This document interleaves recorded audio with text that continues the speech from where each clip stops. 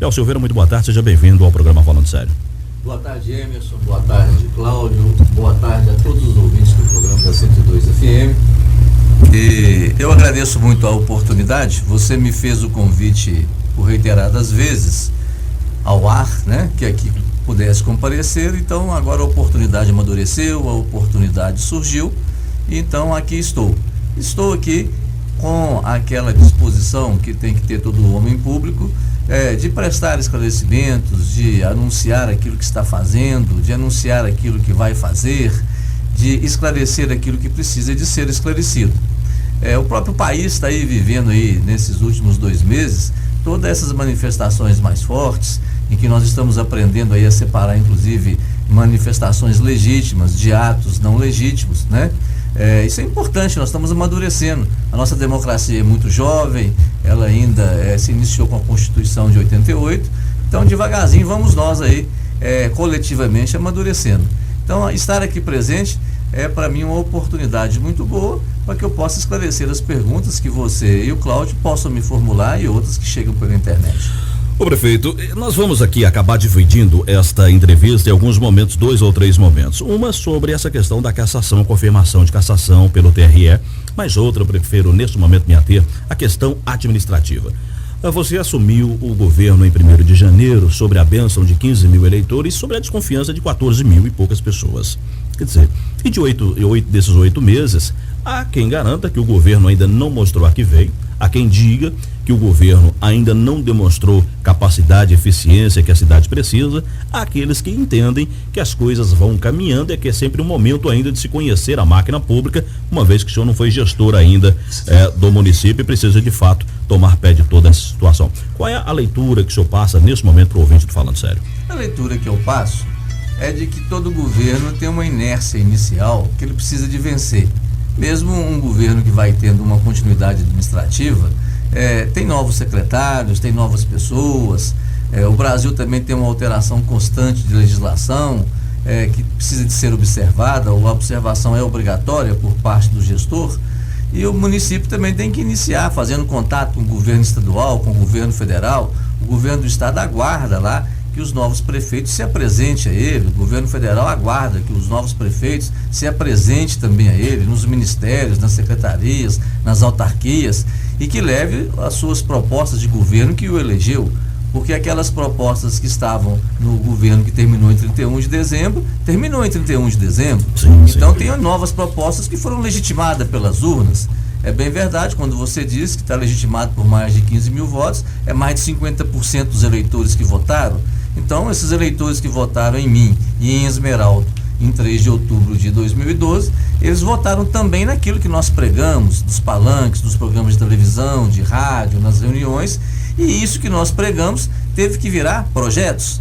Projetos tiveram que ser apresentados ao governo do estado e ao governo federal para obter fonte de financiamento para que aquilo vire obra, serviço público, benefício. Então é natural que nos primeiros 6, 8 meses de um governo, ele se dedique a quê? A transformar suas promessas de campanha em projetos e procure obter fontes de financiamento dos projetos junto aos governos estadual e federal. Foi isso que eu fiz durante esses 6, 8 meses. Mas mesmo assim eu poderia listar aqui para todos os ouvintes, para você e para o Cláudio, alguns avanços importantes. Por exemplo, está em curso desde o início do ano a elaboração do Plano Municipal de Saneamento Básico. Nenhum município brasileiro, a partir do ano que vem, pode pleitear recursos para obra de água e de esgoto se ele não tiver elaborado o Plano Municipal de Saneamento Básico. Então o nosso está sendo elaborado com previsão para terminar em dezembro. Para mim poder, por exemplo, enfrentar aquele problema terrível ali do bairro Cícero Passo, aonde ali tem uma depressão perto da igreja muito funda, acumula água, entra água na casa das pessoas, ali na Carlos Chagas, ali na Baixada do Industrial, na parte baixa ali da Cidade Jardim, que o pessoal sofre quando chove com drenagem, eu tenho que ter os projetos. Se eu não tiver os projetos, ninguém libera dinheiro para um prefeito e para uma prefeitura se o prefeito não tiver lá a competência de apresentar um projeto de engenharia, dizendo quanto que custa, quanto que vai escavar, com o que vai gastar o dinheiro. Então, esses projetos todos, nós estamos terminando de elaborar e estamos apresentando isso. As ruas que nós queremos asfaltar, eu tenho que fazer o plano altimétrico da rua, dizer a altura da rua, a largura que ela vai ter, onde está essa rua, comprimento dela, qual o tamanho da calçada. Então, isso tudo foi sendo levantado esses meses, né? Aonde vai se fazer um posto de saúde, né? A rede de esgoto, por exemplo, que não tem projeto executivo, está concluindo ainda nesse semestre, por Nova Pirapora, Cidade Jardim, São Geraldo. Como que vai ser feito? Tem que ter projeto. Então, o início de um governo que dura 48 meses, os primeiros 6, 8, 10 meses, ele elabora os projetos para poder conseguir os recursos para transformar promessa de campanha em projeto, projeto em obra.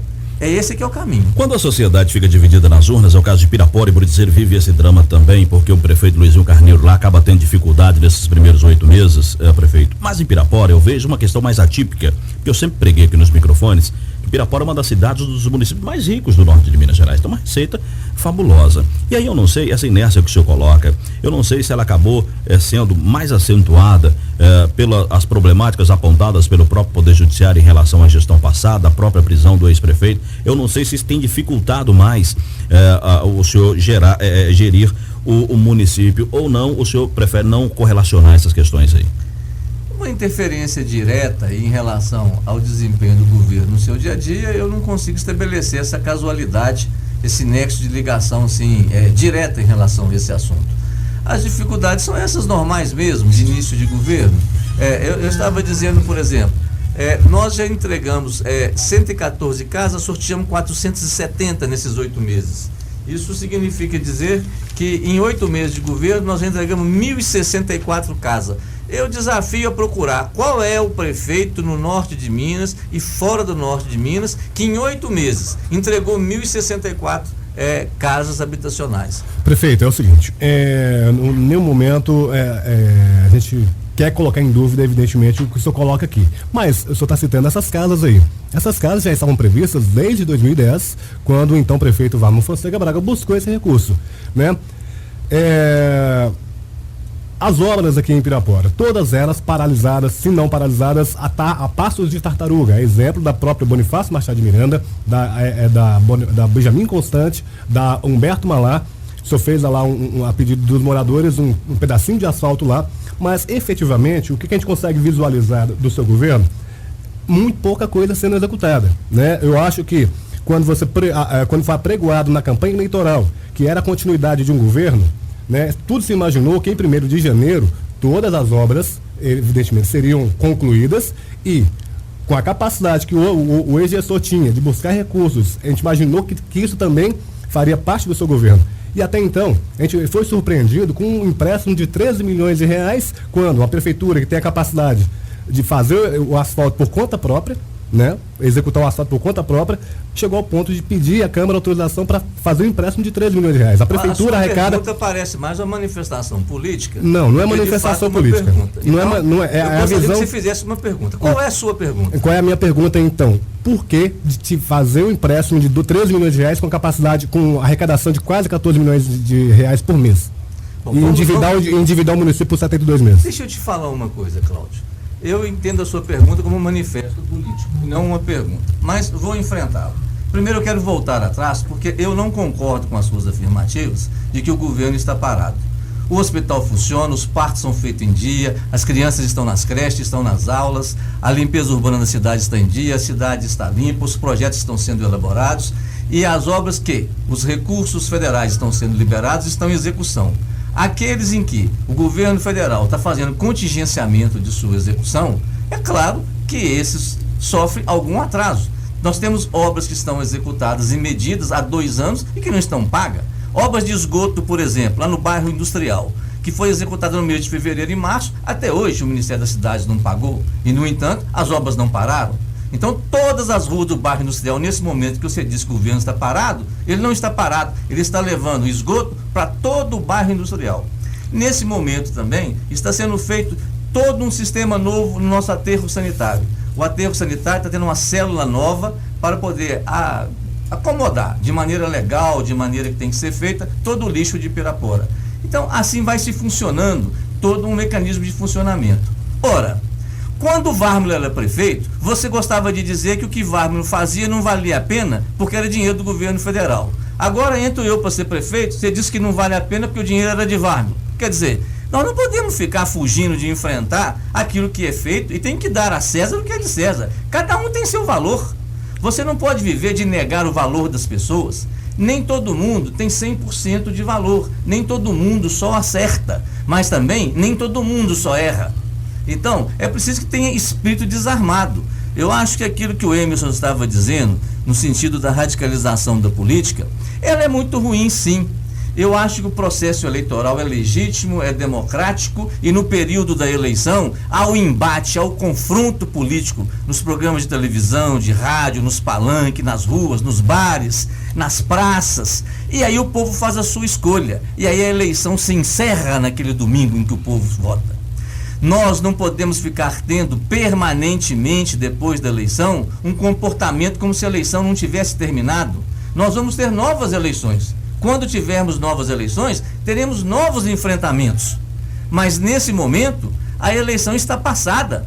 Isso fica parecendo assim, aquele caso assim, de uma coisa sem fim. É tipo como se tivesse se enterrado um defunto, mas o defunto sai da cova. Enterra o defunto sai da cova. Enterra o defunto sai da cova. Quieta, defunto! Você tem que ficar na sua cova, pois você é defunto. Então, uma eleição que já foi passada, que o resultado foi publicado, que os eleitos foram diplomados, em que os eleitos foram empossados, encerrou-se um período e abriu-se novo. Mas não, quer perpetuar o processo eleitoral. Essa perpetuação do processo eleitoral, ela não é saudável, ela não é desejável, ela não é benéfica. Não é a mim, não. É o povo de Pirapora, ou de qualquer cidade. Como você disse lá que Luizinho Buritizeiro fica a enfrentar também uma certa perpetuação do processo eleitoral. Sim, isso é visível, não é benéfico à sociedade, ao Estado, ao país, um processo que não tem fim. Tudo na vida tem princípio, meio e fim. Uma mulher fica grávida, vai passar 9 meses, ela vai ter o neném dela. A vida tem um ciclo. A gente nasce, a gente vive, a gente morre. Uma eleição tem um ciclo. Não querer aceitar a voz das urnas, a vontade do povo e se rebelar contra a vontade do povo, não é saudável. São 12 horas e são 12h24. Eu penso assim, eu não posso dizer então que o governo não é a continuidade do outro e dizer que o governo está parado, porque estarei eu então concordando de que o governo do prefeito Vármilo foi promissor. E quando eu tenho aqui, eu tenho pontuado aqui que eu discordo e discordava veemente de algumas posições e decisões tomadas pelo ex-gestor. Mas, com tudo isso, prefeito, o que a gente observa essa perpetuação, de fato, eu acho ela um risco para a sociedade, para a cidade principalmente, de continuar se acirrando os ânimos por causa de uma eleição que venceu lá em 7 de outubro. 3 de outubro. Mas o ano passado foi 7 de outubro, né? Foi 7 de outubro.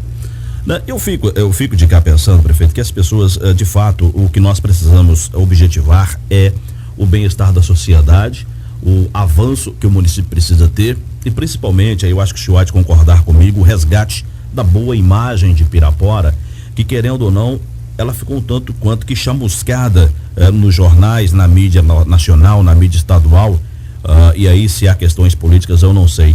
Mas o senhor tem esse entendimento também de que Pirapora precisa avançar fora esses acirramentos? Claro, o grande desafio que está posto para nós é o desafio de avançar, e nós temos oportunidades de avançar. Às vezes você tem a necessidade, Emerson, de avançar, mas não consegue encontrar a oportunidade de avançar. É igual um time, às vezes o time de futebol está jogando bem, peleja para fazer o gol, mas a oportunidade não surge e o gol não é feito, né? Então a cidade precisa muito de avançar e ela tem muitas oportunidades pela frente. Eu gostaria de destacar nessas oportunidades que tem pela frente, por exemplo, nós temos as pesquisas de gás na nossa região. A pesquisa de gás na nossa região já indicou 30 poços que são poços positivos, promissores, que foi encontrado gás. Então, nós temos mantido contato com o presidente da Gasmig, no sentido de que esse gás seja processado aqui em Pirapora. Em que sentido? Pirapora, Buritizeiro, nossa região, não precisa ser necessariamente só em Pirapora, que nós tenhamos um polo que a gente tenha gás. Quem tem gás, tem energia elétrica. Quem tem energia, tem um diferencial importante em relação a outras cidades para oferecer a novas indústrias. Então, gás aqui pode ter termoelétrica, o gás pode ser usado na sua própria forma, então nós não podemos negligenciar a questão de termos um polo aqui de gás. Outra coisa que é muito importante para nós é a barragem do Jequitaí. A barragem de Jequitaí, a 60 quilômetros, 70 quilômetros daqui, ela vai demandar serviços, ela vai gerar centenas de empregos, ela vai gerar produção, ela vai precisar de manutenção de máquinas agrícolas, vendedores, empresas que vendam insumos, técnicos que precisam de atuar nessa área. Então, é outro potencial importante para a nossa região, é a barragem de Jequitaí. O outro ponto muito importante para nós é a questão do intermodal da nossa hidrovia. A nossa hidrovia, ela sofreu ao longo do tempo um desuso. Não só aqui, é claro que o Brasil, depois de Juscelino Kubitschek chegar à presidência, ele fez uma opção pelo transporte rodoviário. Para o Brasil naquele momento foi importante, sacrificou ferrovia, sacrificou hidrovia, mas agora mais recentemente o país está descobrindo que ferrovia e que hidrovia são dois transportes bons, úteis e baratos. E nós temos que recuperar a hidrovia. Interessa Buritizeiro, interessa Pirapora, interessa Ibiaí, Ponto Chique, São Francisco, São Romão, a todos os municípios da Calha do Rio, né? É um transporte que é barato, é um transporte que é importante. Turismo. Turismo é uma coisa que é fundamental para nós. E eu não vejo o turismo só de Pirapora. Nós temos que ter produtos que atraiam turistas de Brasília, Belo Horizonte, Rio de Janeiro e até de fora, tendo vários produtos. Deixa eu dar uns exemplos. A pessoa tem que vir passear em Pirapora, ela tem que ter o que fazer que agrade para ela. Ela pode, por exemplo, na noite de sexta-feira ir na feirinha, ela pode durante o dia de sábado ir nas cachoeiras lá em Buritizeiro, ela de noite, ela tem a sinfonia para apresentar, domingo de manhã ela tem o barco para passear. É preciso que a gente preencha o nosso calendário de sexta até domingo de atividades, para que a pessoa venha, tenha o que fazer, goste e saia daqui com vontade de voltar e divulgue isso. Então nós temos muitos potenciais. Você aí colocou e é verdade. Nós agora estamos evoluindo, por exemplo, nós vamos ter vestibular pela primeira vez de engenharia civil o ano que vem e de análise de sistema no IFET. Aí alguém fala, mas isso é federal. É federal, mas isso caiu aqui por acaso de graça? Isso despencou na nossa cabeça? O que a prefeitura vai fazer de investimentos no IFET, em drenagem, no seu pátio, em adaptações na sua rede física, em luminárias, para tornar possível e tornar mais agradável e melhorar o espaço físico, faz parte da nossa obrigação. Tem que fazer gestão, né? Tem que fazer gestão. Bom, só para eu responder aqui o ouvinte, porque colocou aqui, mandou uma mensagem para mim dizendo o seguinte: que ironia, hein, Emerson? Vocês defendem o empréstimo em Buritizeiro e o Cláudio bate do empréstimo de Pirapora. Olha, primeiro eu quero dizer que eu nunca fui contra o empréstimo feito pela Prefeitura de Buritizeiro, que a Câmara aprovou, e não de Pirapora. Eu sempre digo o seguinte: eu me posiciono contra o comportamento da Câmara no momento em que esses recursos estiverem alocados via empréstimo e a aplicação deles não estiver sendo correto, é que eu sou contra o posicionamento da Câmara se a Câmara ficar omissa a acompanhamento legal disso. Agora, contra o empréstimo, pelo contrário, eu sempre disse isso aqui, que tanto Pirapora quanto Buritizeiro, e aí é o Brasil inteiro, as prefeituras estão usando esse feedback, esse mecanismo de fazer o empréstimo. Né? Então dizer que eu sou contra, nunca fui contra o empréstimo que Pirapora fez, não, pelo contrário. Por oportuno, Emerson, você falando do empréstimo, o Cláudio também me fez essa pergunta, eu gostaria de esclarecer a todos. Olha, foi difícil para mim, individualmente, amadurecer a decisão de mandar o projeto de lei para a Câmara sobre o empréstimo. Por que foi difícil? Porque é público e notório que nós temos vivido, no caso meu de Esmeralda, uma determinada instabilidade.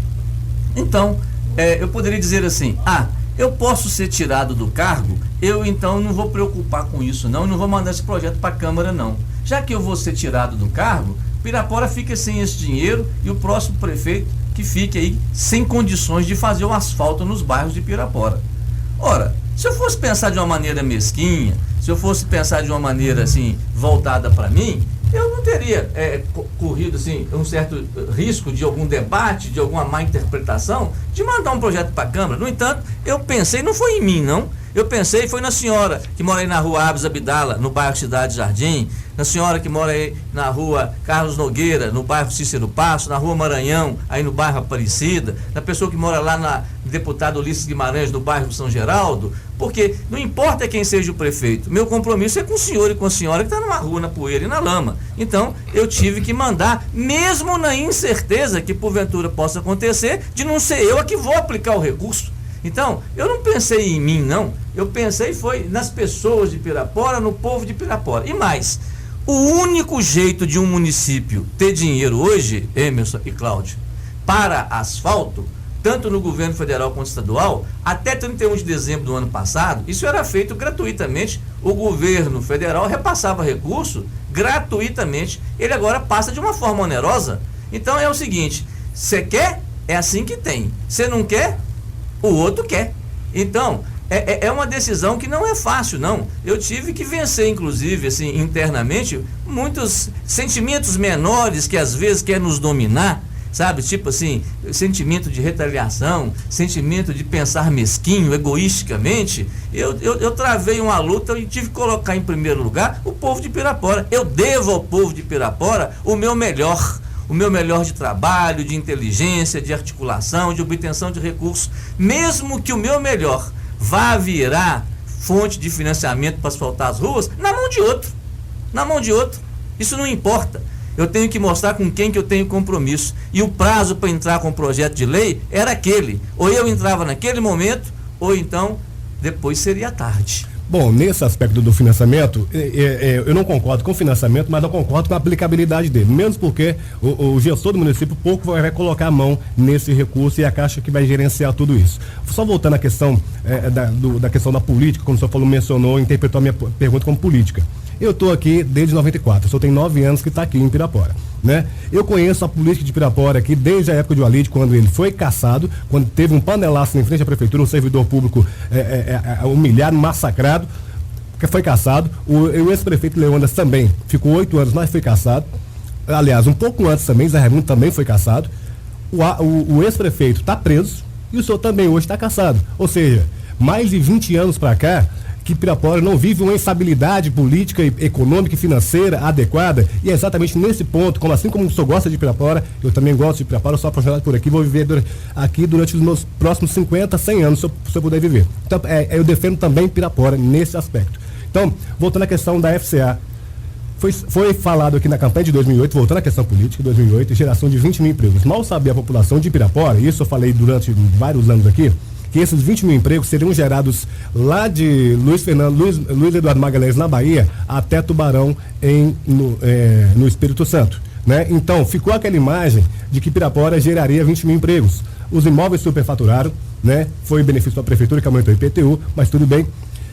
Agora veio a promessa da VGX de gerar 1.000 empregos aqui em Pirapora. Desde o início eu não acreditei naquela proposta de geração de 1.000 empregos. Eu espero que alguém me convença um dia que serão gerados.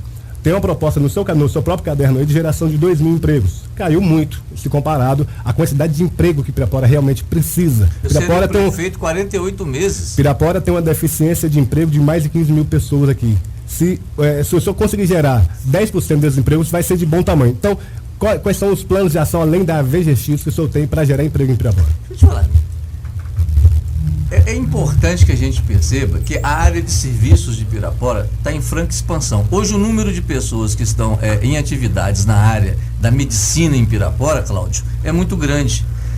Os novos consultórios médicos, novos laboratórios, novos serviços. Esses serviços empregam faxineira, recepcionista, técnico de laboratório, o médico, enfermeira, né? Agora mesmo nós vamos abrir o mês que vem, esse período que você entende que o governo está parado, ele está construindo um CTI neonatal, que nós precisamos de reduzir a mortalidade infantil. Esse período que você acha que o governo está parado, vai ser aberto uma nova ala de pediatria para as crianças de Pirapora. Então isso vai gerar também muito mais serviços. Serviço significa mais empregos. Mas nesse momento também,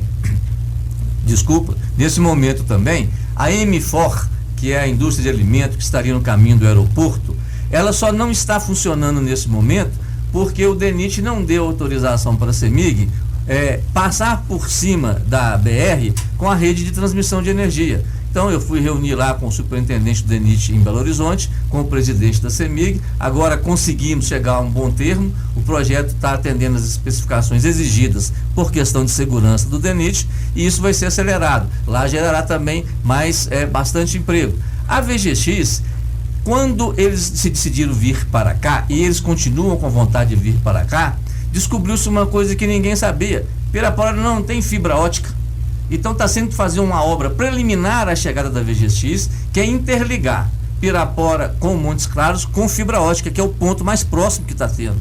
Aí quando isso terminar de ser feito, leva uns 45, 60 dias, torna possível, porque a VGX é uma empresa que atua usando tecnologia de informação muito grande. Então ela não pode transmitir via rádio, ela tem que transmitir via fibra ótica, que suporta um tráfego de informação através da voz muito mais elevado.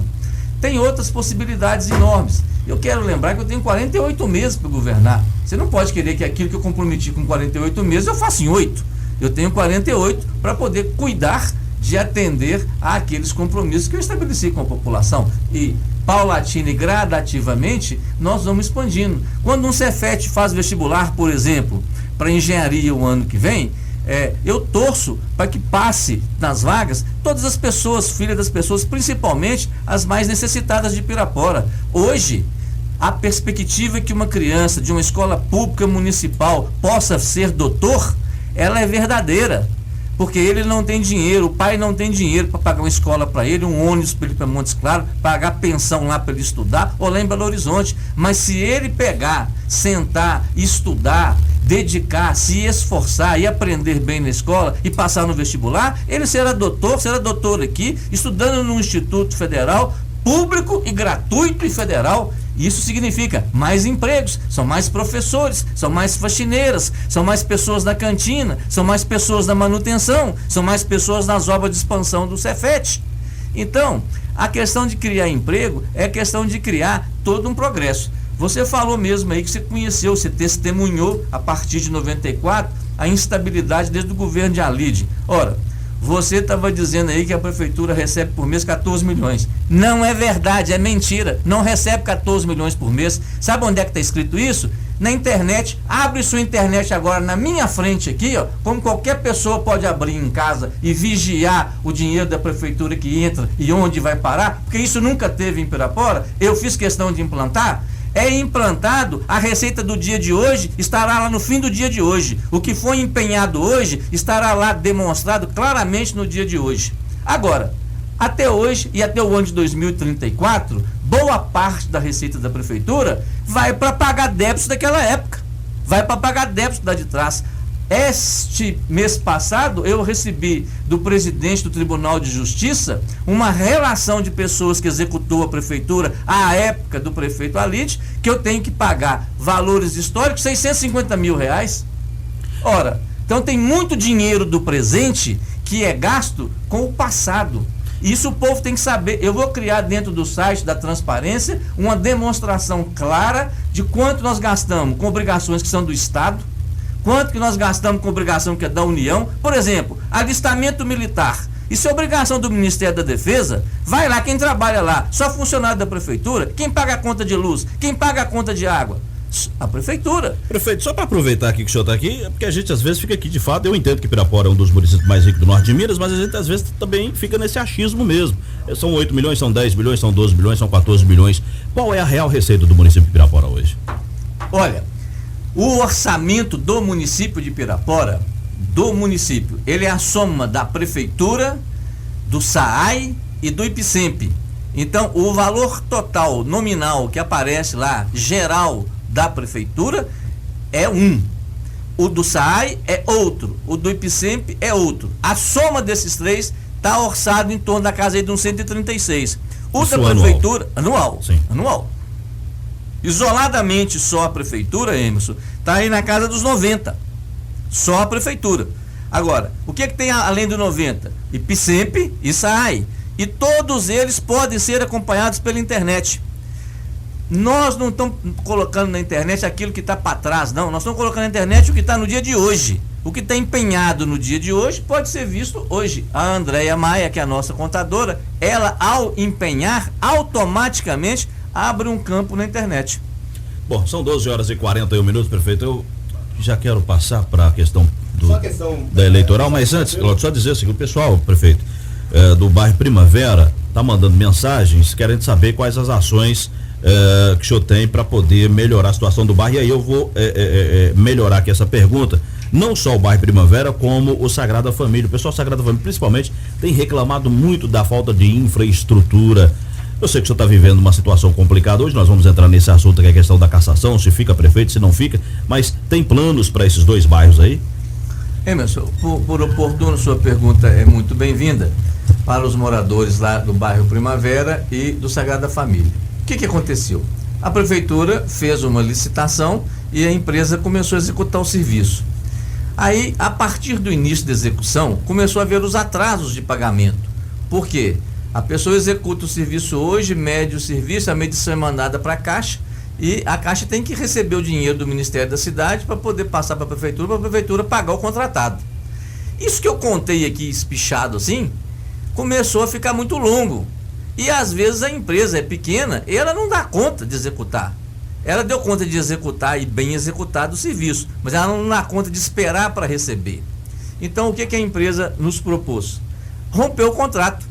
Então eu publiquei agora semana passada o rompimento do contrato com a empresa que estava fazendo o calçamento lá do Primavera e lá do Sagrada Família. E o que eu tenho que fazer agora? Publicar nova licitação para que uma nova pessoa jurídica, uma nova empresa, se habilite, vença e possa terminar o serviço.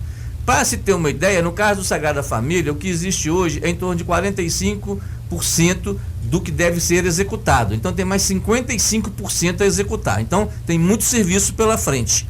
Então tem que aguardar a nova licitação. Igual está sendo feita a nova licitação para poder fazer a Escola Matilde, igual vai fazer a licitação agora para asfaltar a Rua Maranhão, está fazendo a licitação agora para concluir o estádio de futebol, a obra do poliesportivo já foi licitada, a obra já está em execução, a pista de bicicross e a pista de skate dia 16 e dia 17 vai concluir a licitação e aí as obras vão começar. Então, no caso dos dois que você me perguntou exatamente, Primavera e Sagrada Família, o contrato foi rompido, nova licitação está sendo publicada essa semana e assim que vencer o prazo da licitação e tiver um licitante vencedor, retomaremos as obras. Prefeito, eu não quero que o senhor ache ruim com as minhas perguntas, não, e a gente percebe com uma certa irritação no senhor quando eu faço alguma pergunta, mas vamos lá. Pirapora tem um ANTAC, um termo de ajustamento de conduta para ser cumprido desde 2005, certamente o senhor tem conhecimento disso. Não cumpriu. A prefeitura... Qual TAC? Um termo de ajustamento de conduta ainda quando o prefeito iniciou o seu governo em 2005. Mas qual o objeto do TAC? Para ajustar o quadro funcional com efetivos e não contratados. Ao invés de fazer o concurso, né? Foi prorrogado por várias vezes aí um concurso executado pelo prefeito Varno, por ex-prefeito Varno, e essa TAC nunca foi cumprida. Se Pirapora, se a prefeitura tem em torno de 1.100, 1.200 funcionários efetivos, tem quase a mesma quantidade de contratados. Se não for usado como cabo eleitoral, e pode vir a não ser usado como cabo eleitoral, a maioria das prefeituras usam esses cargos para poder fazer o nome do sucessor, enfim, manter o bom nome do gestor. Como que o senhor pretende ajustar isso? Evidentemente, promovendo o concurso público e, como o senhor bem falou, geração de emprego e emprego consistente, porque não fica amarrado à administração daquele período, e sim prestação de serviço eficiente para a sociedade. Cláudio, eu não fico irritado quando você fala ou me pergunta. Se eu passo essa impressão para você, eu até te peço desculpa, mas não é minha intenção. Eu não fico irritado. Às vezes, a gente fala com mais firmeza alguns pontos, quando você faz algumas perguntas disfarçadas de afirmativas ou disfarçadas de uma manifestação política. Agora mesmo você acabou de fazer uma. Por exemplo, você acha que se não tivesse sido cumprido o TAC com o Ministério Público, o Ministério Público não tinha entrado com ação contra o município? Não entrou. Por que não entrou? Porque o município cumpriu. Ou seja, você acabou de fazer uma afirmativa que não é verdadeira. Segunda afirmativa sua que não é verdadeira. 2/3 dos servidores municipais são efetivos. 1/3 só é que está entre comissionados e contratados. E alguns casos de contratados não tem jeito, não tem solução. Porque, por exemplo, quando uma gestante sai de licença, você não vai convocar um efetivo, você vai substituir com um contratado, porque é uma substituição provisória. Quando a pessoa sai por licença médica, há algumas atividades que, pela natureza dela, de sua substituição, ela requer o contratado e não o efetivo. Agora, na medida que o tempo vai passando, a gente vai evoluindo. Eu já fiz um estudo, agora, nesses 8 meses, de o que é as pessoas que são contratadas e que têm características que já pode ter uma permanência mais definitiva, que poderia ter um novo concurso. E o VAR não fez 2 concursos, deu provimento a praticamente 100% das vagas. E naquilo que prorrogou, é porque é legal prorrogar. O concurso vale por 2 anos, prorrogáveis por mais 2. Prorrogar não é um ato ilícito, prorrogar não é uma burla, prorrogar não é uma fraude. Prorrogar é garantir um direito a quem se inscreveu e prestou uma prova e passou. Então é saudável a prorrogação quando ela é feita na forma da lei. Agora, nós hoje temos, olha, eu torno aqui fazer um outro desafio de uma pesquisa. Se há alguma prefeitura do Norte de Minas que fez 1.064 casas em 8 meses, e se há alguma prefeitura que tem proporcionalmente mais número de funcionários efetivos do que nós. A prefeitura de Pirapora é um quadro estável com 2/3, quase que para 3/4, de 2/3 para 3/4, e isso é fácil. Basta pegar, por exemplo, na internet lá. Eu vou fazer até um aprimoramento no nosso site da transparência e vou mandar colocar, se é que não é assim, eu vou mandar colocar no nome da frente de cada nome de funcionário, se ele é efetivo ou se ele é contratado. Porque aí as pessoas vão poder contar e vão poder ver. E o povo tem direito de saber isso, de acompanhar isso. Você pode ter certeza que a partir de amanhã eu vou pedir que as pessoas que trabalham com o site acrescente na frente do nome, do salário e do cargo, qual é o vínculo. É importante conhecer isso. Deixa eu só falar só com relação. Quando eu falei do servidor público municipal. Aqui, usa o microfone. Quando eu falei do servidor público municipal, eu esqueci de incluir também o funcionário da Fundação Hospitalar, né? Se não fosse a Fundação Hospitalar do Dr. Moisés Magalhães Filho funcionar nos moldes que ela é, aquele quadro funcional seria da prefeitura, né? Então, que bom que não é. Pois é, mas aí exclui também a questão também de você juntar o servidor da saúde, da educação, de todos os setores, porque o da fundação não faz parte do quadro funcional, assim como também a Imotur. Né? Essas duas autarquias, instituições, deveriam também ser através do concurso público e não do jeito que é, embora a lei garanta essa condicionalidade do servidor. Se a lei, o que a lei garante, ser cumprido. Bom, prefeito, são 12h49 já. Nós não podemos, sim, deixar de entrar nessa questão processual.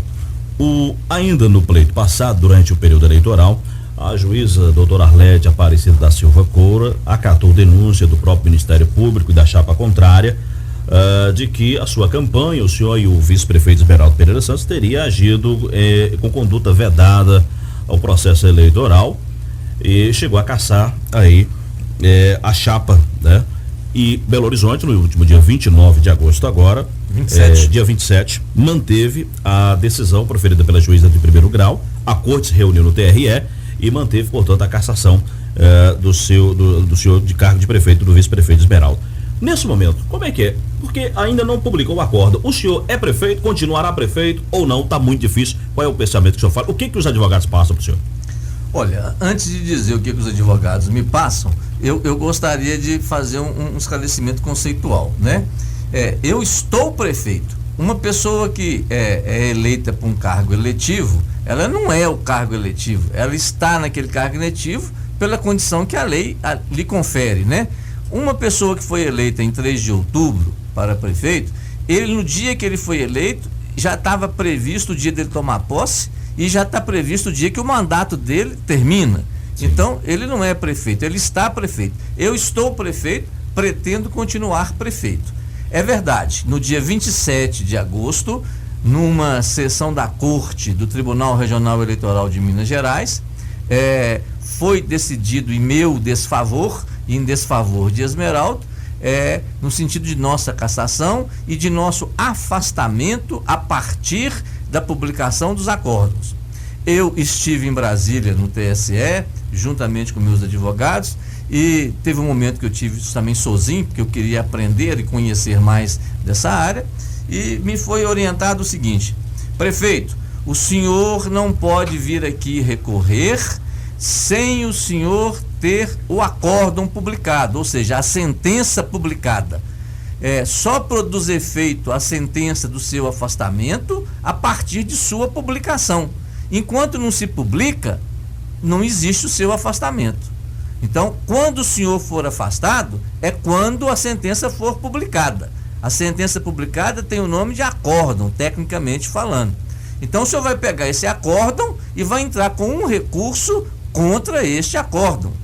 Bom, então é o que eu vou fazer. Eu acredito que nesta semana, eu não sei precisar o dia, porque isso não me foi dito, ninguém me informa isso, mas está previsto para esta semana ser publicado o acórdão do afastamento meu e do Esmeraldo. Aí quando o acórdão for publicado, naquele dia, quem toma posse? Você podia me perguntar, porque eu escuto tanta coisa às vezes as pessoas falando, que é importante deixar isso claro. Toma posse o presidente da Câmara Municipal. No caso aqui em Pirapora, o vereador Orlando Pereira de Lima. Então, o vereador Orlando, quando for publicado o acordo do meu afastamento e de Esmeraldo, o vereador Orlando tomará posse. Aí o vereador Orlando toma posse. Nesse mesmo dia, eu estou entrando com o recurso junto ao TSE, pedindo ao TSE que tenha efeito suspensivo o meu afastamento até ser julgado o meu recurso de Esmeraldo. Por quê? Porque o TSE entende assim: um prefeito que foi eleito com mais de 50% dos votos, com a maioria esmagadora dos votos, ele, para ser afastado, é preciso determinadas cautelas, porque senão banaliza muito o afastamento do prefeito em relação à vontade majoritária do povo. Então, enquanto houver recurso jurídico, o TSE entende que deve-se ter reservas e cautelas para com a manutenção do mandato. O prefeito eleito é intocável? Não, ele não é intocável, ele pode ser tocado, mas ele não pode ser tocado assim de uma maneira muito singela. É preciso que para tocá-lo seja observado e garantido o amplo direito de defesa e que ele se esgote. A partir de esgotar o direito de defesa, aí sim ele passa a ser tocado pelo afastamento. Então, no momento ainda há a instância do TSE, aonde será apresentado o recurso para ser julgado. Eu já vi casos assim, tanto na área eleitoral como fora da área eleitoral, em que a pessoa perde na primeira e na segunda instância e ganha na terceira instância. Já vi caso também o contrário, da pessoa ganhar na primeira e segunda instância e perder na terceira instância. E deixar claro que os processos, eles existem em relação a mim, Esmeraldo, como existe em relação ao candidato da oposição e seu vice, que são vários, e que também estão subindo para o TSE. Então, essa situação, ela é comum ao processo eleitoral. Pode parecer assim uma cabotinice, pode parecer assim suspeito, pode parecer assim interesse próprio de minha parte estar dizendo o que eu vou dizer, mas assim, não é saudável a nenhuma sociedade esses processos de eleitorais extemporâneos. Esse eleito tira prefeito, faz eleição, põe prefeito, porque olha, por exemplo, uma coisa que está acontecendo nesse momento no Brasil. Houve uma eleição para todos os municípios. Vai haver eleição o ano que vem do Estado e do governo federal. Quando é época de eleição, aquele ente da federação, município, estado ou governo federal que está sob eleição, é vedado a ele praticar determinados atos, assinar convênio, receber determinadas transferências de recursos e assim vai. Bom, aí Pirapora entra em um processo eleitoral. Aí ela então será vedado ao município, especificamente Pirapora, porque estará sob processo eleitoral, sim, a prática de determinados atos. Quando terminar o processo eleitoral de Pirapora, se ele ocorrer, coisa que eu não acredito, estará entrando em processo eleitoral o Estado e a União. Aí eles que estarão vedados de transferir recursos. Ou seja, esse espaço que tem agora, que o governo do Estado e o governo federal, em função das eleições, vão estar liberando verbas e recursos, Pirapora vai acabar perdendo o pé desse bonde. Os outros municípios que não vão ter eleição extemporânea vão estar habilitados a isso. Então, eu vejo muita perturbação na ordem pública, eu vejo muita perda de oportunidade, de possibilidades. Há muita insegurança, isso é verdade. Essa insegurança não é boa. Eu tenho que fazer um esforço, e eu me dirijo ao senhor e à senhora que está me ouvindo, para dizer, não é fácil. Não pense você que é fácil eu levantar de manhã cedo da cama, sabendo com todas essas imbróglios que existem, e ter forças para poder seguir em frente. Eu preciso ter, parte do meu tempo eu tenho que ser prefeito, parte do meu tempo eu tenho que estar defendendo o mandato, essa parte do tempo que eu estou gastando defendendo o mandato está sendo tirado do tempo que eu podia estar trabalhando mais Sim. pelo município, arrumando mais recursos, tocando mais obra. Então, não é saudável, não é saudável. Prefeito, eu aqui tenho procurado, são 12h56, eu tenho procurado exercer a minha função aqui como radialista, sempre com muita razão, sem deixar que as paixões, as emoções de outros interfiram no meu trabalho. Portanto, eu tenho dito que eu acredito que o senhor consegue aí o efeito suspensivo, mas eu penso, pra cá comigo, que pela unanimidade será muito difícil reverter esta decisão do TRE e de Belo Horizonte lá no TSE. Qual é o sentimento que os advogados têm passado? Olha, o sentimento que os advogados me passam é de que julgados semelhantes a este meu são favoráveis ao requerente, no caso a mim. Exemplo, eleição passada, campanha de presidente Dilma. Ela fez uma gravação eleitoral na biblioteca da UNB. Ela previamente, ela nem sabia que ia gravar lá no UNB, como eu nem sabia que ia gravar um programa de grávidas. Quer dizer, isso o pessoal lá da produção do programa é que decidiu fazer aquele programa e o fez, né? Eu sou julgado não por um ato que eu tenha praticado. É bom que isso fique claro. Eu estou sendo julgado, nos meus processos não tem um ato que eu pratiquei. Eu estou sendo julgado porque um médico gravou um depoimento a meu favor. Eu estou sendo julgado porque uma moça que gosta de mim usou um bota no horário de serviço. Eu estou sendo julgado porque gravou-se um programa para as grávidas. Ou seja, não é um ato que eu prometi a alguém, eu subornei alguém, eu comprei alguém, eu doei alguma coisa que é vedado, né? São atos praticados por terceiros. Então, é que fique claro. Então, nesse caso lá da presidente Dilma, o pessoal dela fez um agendamento para filmar a biblioteca da Universidade de Brasília. O reitor autorizou, quer dizer, o reitor teve ciência prévia, liberou o prédio público, liberou todo lá o lugar lá que eles queriam fazer o programa. E assim foi feito. E ela foi processada. Ao ser julgado essa questão, foi entendido que aquele comportamento não foi um comportamento que decidiu as eleições. Então, a penalidade aplicável a ela de cassação do mandato de sua eleição era incompatível com o fato. Se fosse um fato que tivesse tido condão de ter determinado o resultado da eleição, a penalidade deveria ser mais severa. Mas uma situação como tal foi entendida e analisada lá pelos juízes de que houve alguma infração? Sim. Agora, a penalidade dessa infração é a penalidade máxima? Isso é o tal caso, igual se fala que o menino que passou ali, pegou uma maçã que estava com fome e de uma pessoa que com um revólver entrou na casa e matou uma senhora mais velha e a roubou. A penalidade dos dois pode ser igual? A pena pode ser igual? Não. Nos dois houve um delito, mas a cada delito uma pena proporcional. Então foi esse o entendimento no caso lá da presidente Dilma. E eu tenho essa expectativa de que, ao ser julgado, que o tribunal examine essa situação e julgue favoravelmente a mim. É a minha expectativa, é o meu trabalho, é a minha esperança, são as minhas orações, são também as orações de muitas pessoas de Pirapora que demonstram isso a mim. Agora, o que vai acontecer exatamente, eu não posso garantir. Mas eu posso dizer que o trabalho nosso, as orações nossas e que a nossa confiança é pela nossa vitória. Prefeito, eu acho que não é o propósito da entrevista nossa, não foi esse aqui, desculpa, mas nunca é demais citar a questão da prisão do ex-prefeito Valmor Fonseca Braga.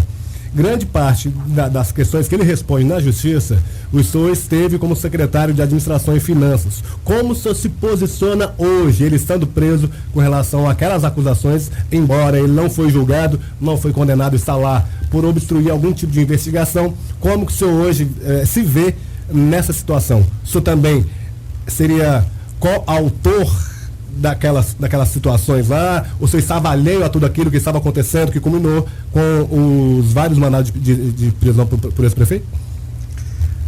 Olha, isso quem vai responder é o processo, não sou eu. Quer dizer, quem diz a responsabilidade de quem a prática de atos A, B ou C é exatamente um inquérito policial que é remetido ao Ministério Público, que vai ao juízo para que possa ser então lá exercido também o direito de ampla defesa e que essa ampla defesa, depois de exercida, possa ser julgado. Então, Eu tenho pouco conhecimento, porque as informações ainda estão assim, vamos dizer assim, não totalmente disponíveis. Não há denúncias em todos os casos, não há processo formal em todos os casos. Então, conforme você bem disse, é uma situação que está aí caracterizada pela excepcionalidade. O que eu posso dizer é que o que eu, durante o período que trabalhei como prefeito, eu vi que ele fez uma transformação muito grande na cidade, uma transformação para melhor. A cidade não tinha um metro de rede de esgoto funcionando, hoje tem com estação de tratamento e bombeamento. A cidade não tinha um hospital com a complexidade que tem hoje, com os atendimentos que tem hoje. Não tinha as praças, iluminação, não tinha um IFET, não tinha uma série de outras coisas. O prefeito fez coisas que o povo é grato, fez coisas que o povo agradece. Agora, se há necessidade de responsabilizar, então é preciso que isso siga toda aquela previsão legal de fazer-se as apurações, se imputar a alguém um ato que é tido como ilícito e, ao mesmo tempo, permitir que essa pessoa exerça o seu direito de fazer o contraditório, de fazer a sua defesa, a sua ampla defesa.